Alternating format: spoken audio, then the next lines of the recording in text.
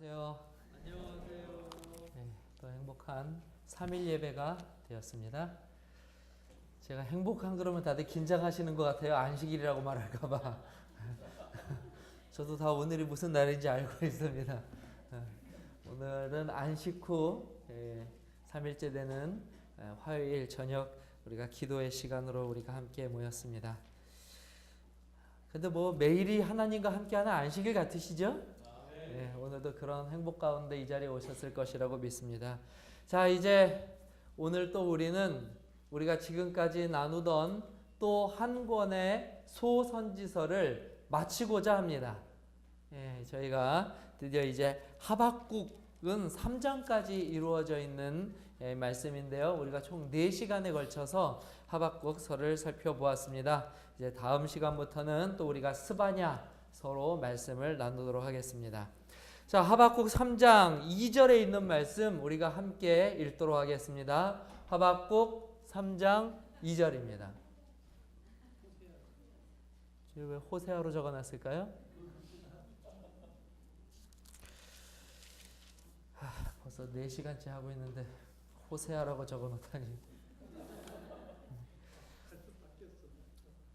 기적이 일어났습니다. 바뀌었습니다. 자, 하박국 3장입니다. 함께 읽도록 하겠습니다. 하박국 3장 2절입니다. 여호와여, 준비되셨나요? 읽겠습니다. 시작. 여호와여, 내가 주께 대한 소문을 듣고 놀랐나이다. 여호와여, 주는 주의 일을 이 수년 내에 부응하게 하옵소서. 이 수년 내에 나타내시옵소서. 진노 중에라도 긍휼을 잊지 마옵소서. 박완서 작가를 아십니까? 많이 들어보셨죠?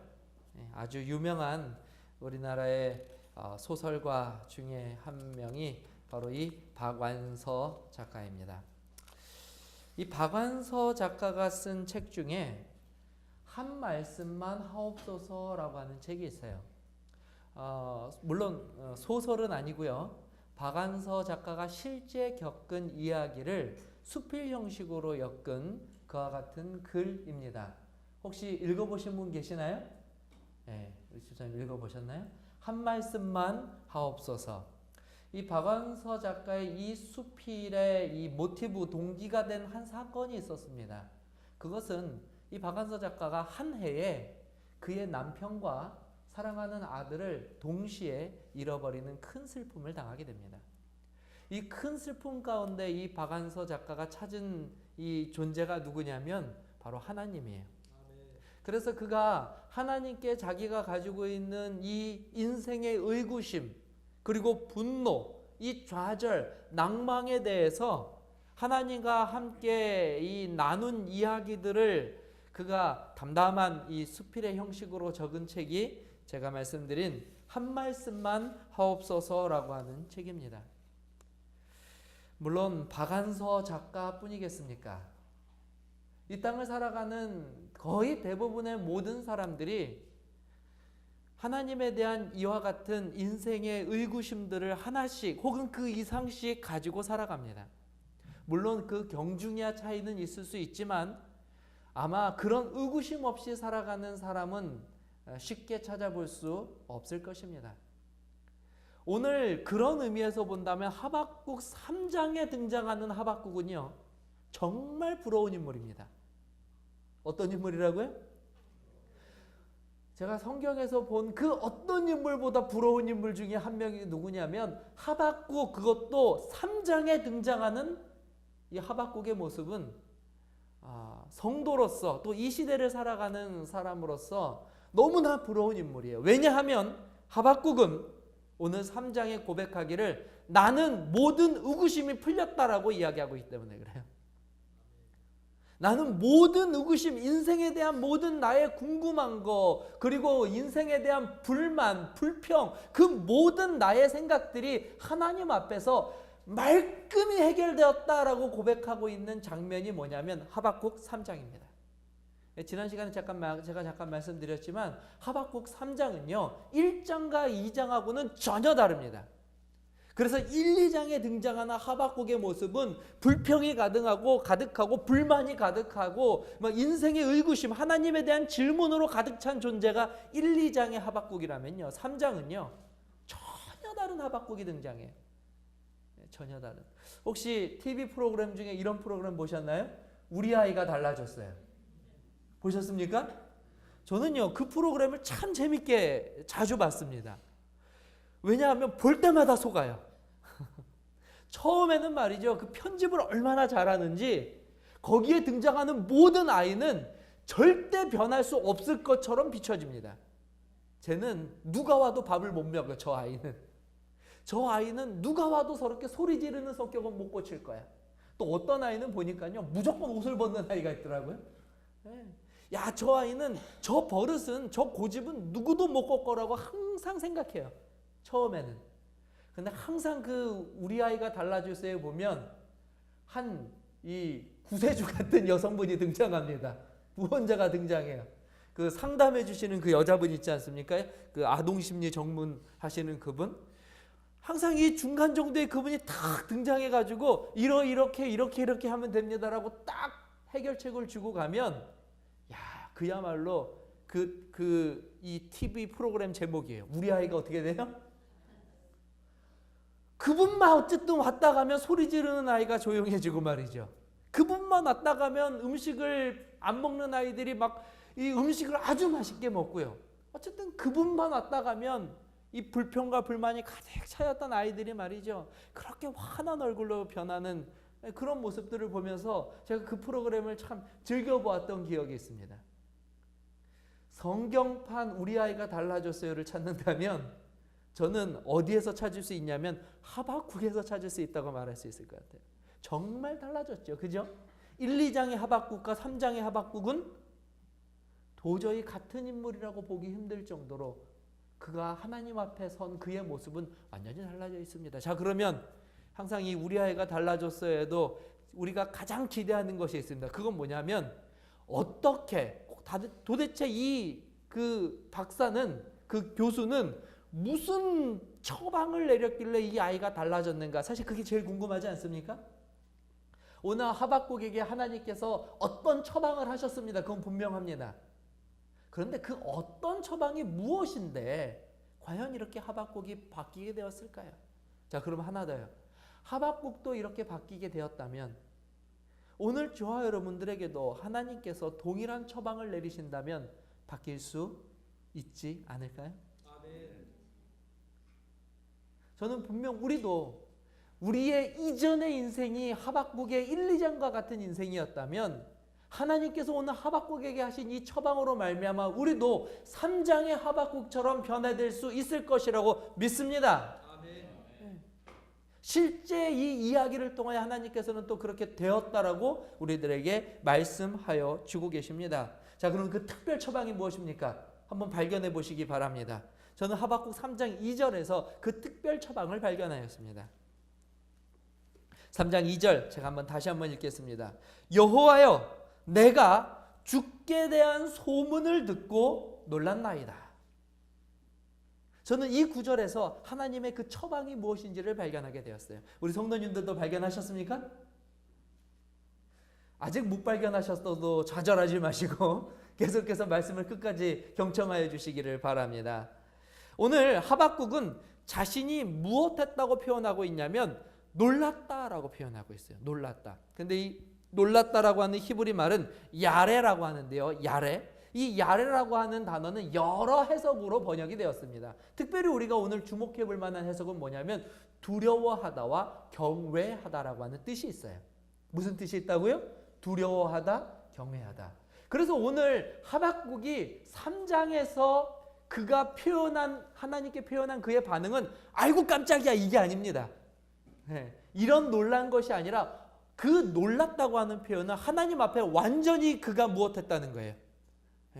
두려움, 즉 하나님을 경외하는 마음, 하나님의 이 처방이 자신에게 있어서 가장 적합하고 그리고 하나님의 이 처방이 나의 삶을 완전히 바뀌었다고는 하나님 앞에 완전히 자복하는 그와 같은 모습을 그가 가지게 되었다는 것이죠. 자, 그러면 그 이유가 그 앞에 등장하죠. 무엇 때문에요? 주께 대한 다시요. 주께 대한 소문을 듣고. 오늘 주께 대한 그 소문이 그렇게 하나님 앞에서 두렵고 의구심을 품었던 하박국을 경외하게끔 만들었던 하나님의 특별 처방이었다고 하는 것입니다. 매번 이와 같은 설교를 할 때마다 조금 마음이 답답할 때가 있어요. 그것은 무엇이냐면 왜 성경을 번역하는 번역가들이 한 번의 번역을 제대로 하면 참 서로가 이해하기도 쉽고 좋을 텐데 매번 이렇게 원문을 보고 그 말씀을 다시 한번 살피고 또 그렇게 더 깊은 의미를 찾을 수밖에 없게끔 하였을까? 물론 그렇게 할 수밖에 없는 내용도 있겠지만 좀 쉬운 구절인데 이 구절을 이렇게 번역하면, 예를 들어서 오늘 번역 놀랐다라고 하는 표현도 마찬가지죠. 어떤 느낌이 되냐면 그냥 뭐 누가 뒤에서 야! 했을 때 놀란, 사실 그런 놀란 것이 아니라는 것을 우리가 알 수 있죠.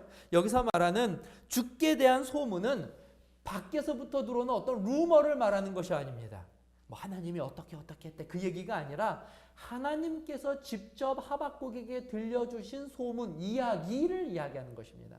그럼 어떤 내용일까요? 하박국서를 볼 때에 하나님께서 하박국에게 들려주신 소문이란, 원어 그대로 해석한다면, 즉 1장과 2장에서 하박국이 질문하였을 때 하나님께서 하박국에게 말씀하신 대답을 오늘 뭐라고 이야기하냐면 주께 대한 소문이라고 표현하고 있는 것입니다. 하박국은 즉 하나님께 들은 말, 하나님께 들은 말씀, 하나님으로부터 들은 말씀을 우리는 뭐라고 이야기하죠? 하나님의 말씀, 하나님의 말. 우리는 이것을 무엇이라고 또 다르게 표현할 수 있습니까? 계시. 또요, 하나님의 말씀은 즉 하나님의 그래, 누가 말씀하신 것 같아요. 하나님의 뜻이라고 얘기할 수 있겠죠. 오늘 하박국은 무엇을 하나님께로부터 처방받았냐면 내 뜻이 무엇인지를 너에게 무엇해주마? 알려주마. 다시 말하면 이 의구심 많고 두렵고 불안하였던 하박국이 받은 처방은 하나님의 뜻을 깨닫고 듣고 알게 된 것입니다. 그러자 비로소 하나님의 뜻을 알게 된 하박국은 오늘 어떻게 표현하냐면 놀랐다. 다시 말하면 하나님 앞에 완전히 내가 무엇했다고요? 완전히 자복했다. 그분의 뜻을 높이게 되었다라고 고백하면서 그의 모든 의구심이 사라지고 3장 전체를 하나님을 찬양하는 내용으로 채울 수 있게 되었다고 하는 사실입니다. 하박국에게 하나님께서 말씀하신 그 하나님의 뜻은 무엇인가 우리가 1, 2장을 통하여 살펴보았죠. 그것은 패역한 남방 유다가, 이 하박국은 무엇이라고 주장했냐면 왜 하나님께서 이 패역한 남방 유다를 모른 척 하십니까? 가만히 두십니까? 라고 분노해서 하나님께 말씀드렸는데 하나님 뭐라고 말씀하셨어요? 내 뜻을 너에게 알려주마. 내 뜻은 패역한 유다를 향하여 결코 아무것도 하지 않는 것이 아니라 그들이 끝까지 범죄한다면 나는 그들을 바벨론을 통하여 심판하기로 이미 결심하고 있다. 하박국이 궁금하죠? 아니 그런 결심을 하셨으면 빨리 시행하셔야지. 내가 보기에는 벌써 그 심판이 내렸어도 한참 전에 내렸어야 되는데 왜 아직까지 내리지 않으십니까? 하나님 잠깐 휴가 다녀오셨습니까? 그때 하나님께서 그분의 뜻을 더 깊이 알려주셨죠? 내가 생각하는 유대인들과 네가 생각하는 유대인에는 큰 차이가 있는 것 같구나. 나는 결코 유대인을 버리려고 하는 마음으로 심판을 준비한 적이 없다. 여전히 나는 그들을 사랑하는데 네가 유대인들을 사랑하는 그 사랑보다 내가 유대인들을 사랑하는 그 사랑이 얼마나 깊고 큰지를 너에게 보여주마. 하박국이 깜짝 놀랐어요. 하박국이 깜짝 놀랐어요. 하나님은 심판하시지만 그 심판 이전에 무엇을 가지고 인내하고 계시다고요? 자비와 사랑을 가지고요. 그래서 비로소 하나님의 뜻을 깨달은 하박국은 그의 그 질문에 대해서 입술을 딱 닫게 됩니다. 그런데 다시 의문이 일게 되었죠. 그런데 왜 하필 바벨론입니까? 하나님, 그래도 남방 유다가 아무리 타락해도 아니 남방 유다보다 더 타락한 바벨론을 가지고 심판한다는 건 좀 제가 생각하기엔 아닌 것 같은데요. 그래서 하나님께서 또 무엇을 보여주셔요? 하나님의 뜻을 보여주셔요.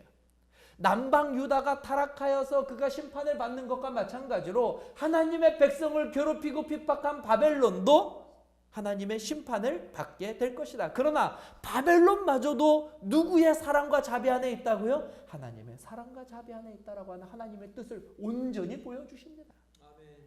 하박국은요, 하나님의 뜻을 알게 된 것입니다.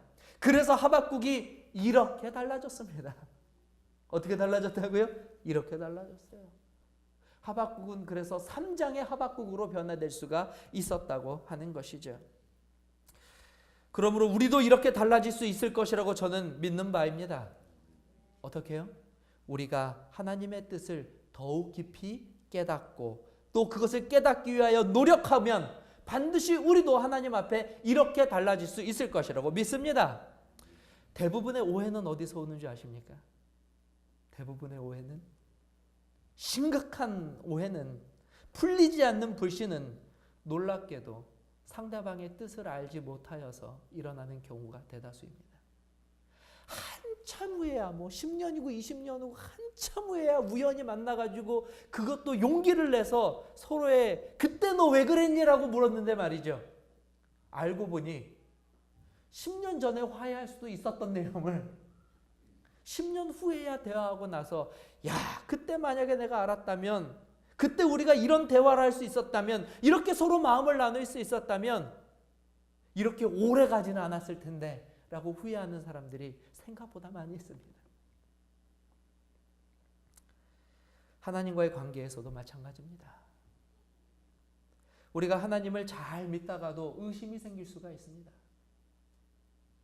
우리가 하나님을 잘 믿고 따를 때 갑자기 우리들의 삶에 나타난 어떤 사건이나 어떤 이유들로 인하여 하나님 앞에 마음의 문을 닫고 싶은 그와 같은 유혹이 들 때가 있습니다. 내 생각이 옳은 것 같고 내 판단이 옳은 것 같고 반드시 이렇게 해야만 할 것 같고, 그런데 하나님이 틀린 것 같을 때, 하나님이 좀 너무한 것 같을 때, 우리는 그때 두 가지 행동의 이 모습을 선택할 수 있습니다. 첫 번째는 그래서 마음의 문을 닫는 것입니다.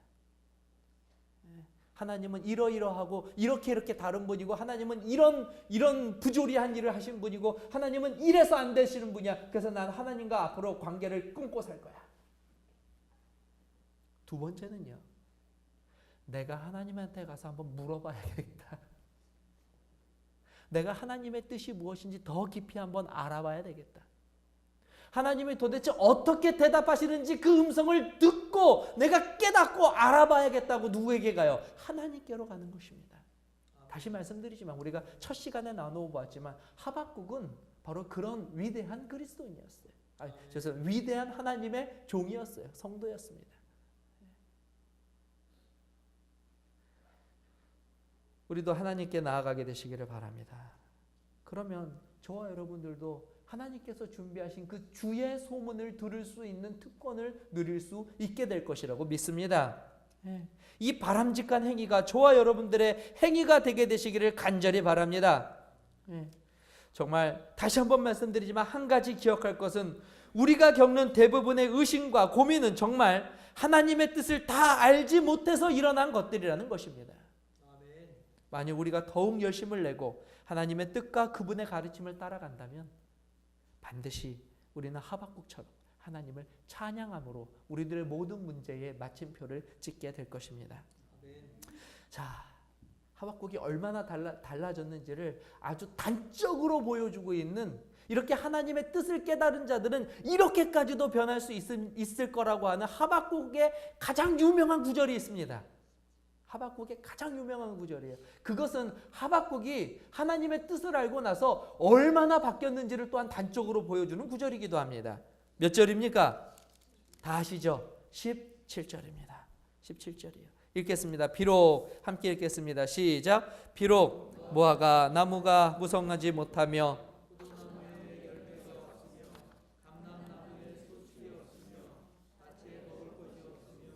우리에게 양이 없으며 외양간에 소가 없을지라도, 거기까지만 읽겠습니다. 자, 지금 이 상황은 무엇이냐면요, 하박국이 하나님으로부터 들은 그 뜻, 즉 자신의 남방 유다가 어떻게 되겠다는 거예요. 바벨론에 의해서 아주 망하게 될 것이라는 거예요. 근데 어떻게 망하냐? 오늘 여기 본문에 나온 뭐 무화과나무, 포도나무, 감람나무는 이 팔레스타인, 지금도 팔레스타인 지역에서 가장 중요한 과실수, 새 과실수입니다. 근데 이 과실수들이 무엇하지 못한다고요? 열매 맺지 못한다. 무엇을 말하냐면 유다의 완전한 멸망을 의미하는 것입니다. 이것은 누구의 뜻이었어요? 패역한 유다를 위한 하나님의 뜻이었습니다. 만약에 전과 같았으면, 그렇죠? 만약에 이 하나님의 뜻을 알지 못한 하박국의 전과 같았으면 하박국은 이런 상황 속에서 하나님 앞에 불평했을 거예요. 하나님 앞에 또 불만을 이야기했을 것입니다. 의구심에 가득 찼을 거예요. 그러나 이제 그는 이미 무엇을 알아요? 하나님의 뜻을 알아요. 그의 모든 이 세상의 이 기대와 생계와 소망이 다 무너졌습니다. 밭에 소출도 없어요. 외양간에 소도 없고 양도 없습니다. 근데 오늘 그는 어떻게 고백하고 있습니까? 18절입니다. 읽겠습니다. 시작. 나는 여호와로 말미암아 즐거워하며 나는 나의 구원의 하나님으로 말미암아 기뻐하리로다. 주 여호와는 나의 힘이시라. 나의 발을 사슴과 같게 하사 나를 나의 높은 곳으로 다니게 하시리로다. 아멘. 아멘. 오늘 우리가 하나님의 뜻을 알게 된다면 우리도 하박국과 같은 현실을 초월한 그와 같은 감사와 기쁨의 삶을 살 수 있게 될 것이라고 믿습니다. 아니, 반드시 그렇게 될 것입니다. 어떤 시련이나 어떤 고난이나 어떤 역경이나 인간이 스스로 이겨낼 수 없는 어떤 일을 당하더라도 오늘 하나님께서는요, 하박국에게 말씀하신 것보다 더 많은 그리고 더 분명한 하나님의 뜻을 우리들에게 이미 전달하여 주셨습니다. 이미 전달하여 주셨어요. 오늘 우리가 해야 할 일은 무엇이냐면 이미 주신 이 하나님의 뜻을, 그 의미를 더 깊이, 더 분명히 깨닫기 위하여 귀를 기울이고 노력하는 것입니다. 아멘. 우리가 이것에 실패한다면 우리는 작은 걸림돌에도, 인생의 작은 슬픔에도 무너져 내리게 될 것입니다. 그러나 우리가 이것을 깨닫게 된다면 그 어떤 폭풍이 몰아치더라도, 그 인생의 어떤 세파가 몰아치더라도, 아니 그 인생의 세파가 나에게 소위 말해서 직격탄으로 날아오더라도 오늘 우리는 하박국처럼 찬양하게 될 것입니다. 아무것도 없어도 나는 구원의 하나님으로 인하여 기뻐하고 즐거워하며 감사하리로다. 마치 나의 발은 사슴처럼 뛰어놀며 기쁘게 가볍게 나의 인생의 길을 걸어갈 수 있을 것이라고 고백할 수 있게 될 것이라고 믿습니다. 아멘. 그것이 바로 하박국이 오늘 하박국서를 통하여 그가 깨달은 그 진리를 우리들에게 전달하고자 하는 그 핵심입니다. 그래서요, 하박국서의 가장 유명한 구절은 17절, 18절, 19절이었다면 하박국서의 핵심은 바로 오늘 등장하는 바로 이 구절입니다. 우리가 함께 읽겠습니다. 하박국 2장 4절에 있는 말씀입니다. 하박국 2장 4절에 있는 말씀입니다. 다 찾으셨나요?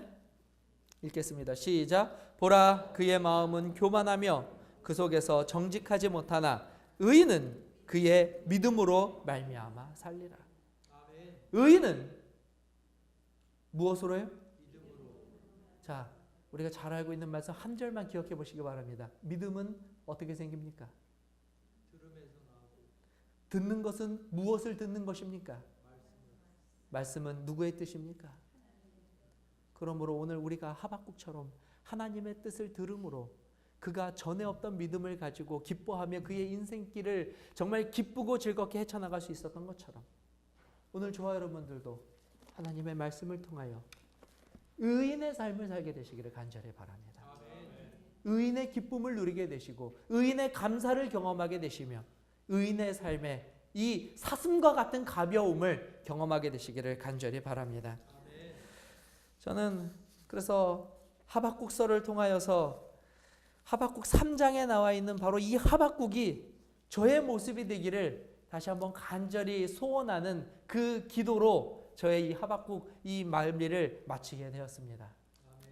하박국서를 마치면서 사랑하는 성도 여러분, 하박국은 우리와 같이 실제 한 시대를 살아가며 하나님 앞에 우리처럼 고민하며 치열하게 살았던 한 성도였다고 하는 사실을 발견하게 되시기 바랍니다. 그는 상상 속의 인물이 아니었습니다. 바로 오늘 우리가 이 시대의 하박국일 수 있습니다. 더 중요한 것은 3장의 하박국이 될 수 있다고 하는 사실입니다. 오늘 우리가 하나님 앞에 이렇게 고백하게 되시길 바랍니다. 주여, 내 인생에 문제가 많이 있을지라도 나에게 한 말씀만 하옵소서. 나에게 그 한 말씀만 하옵소서. 그러면 나에게 족하겠나이다. 그러면 내가 나의 인생을 살아가는데 힘을 얻고 나아갈 수 있겠습니다. 오늘 우리의 그와 같은 고백과 기도를 우리 하나님께서 들으시고 기뻐하시며 우리가 생각하는 것 이상으로 하나님의 뜻을 충만하게 알려주실 것을 믿으며 오늘의 말씀을 마치도록 하겠습니다.